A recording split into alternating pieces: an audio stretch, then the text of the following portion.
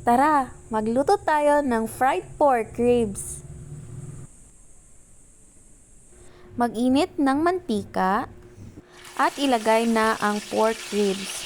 By the way guys, yung pork ribs guys is minarinate ko ng magic sarap at paminta at konting asin.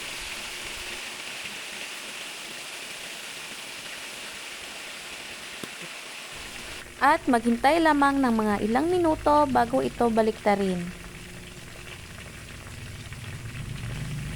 At ayan na guys, time na para baliktarin ito.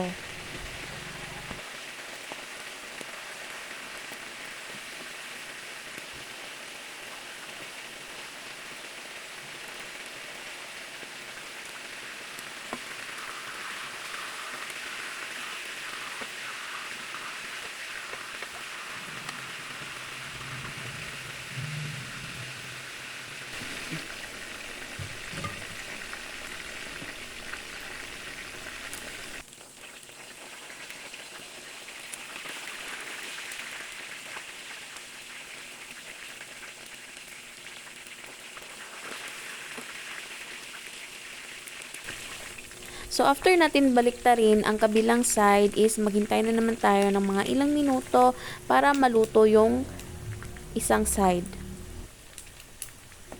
Ayan na guys, so naluto na siya.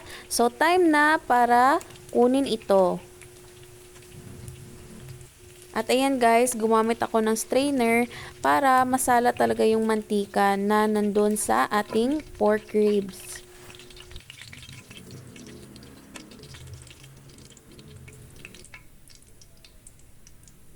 At pagkatapos ay ilagay na natin sa ating lalagyanan. At ayan na ang ating finished product na fried pork ribs.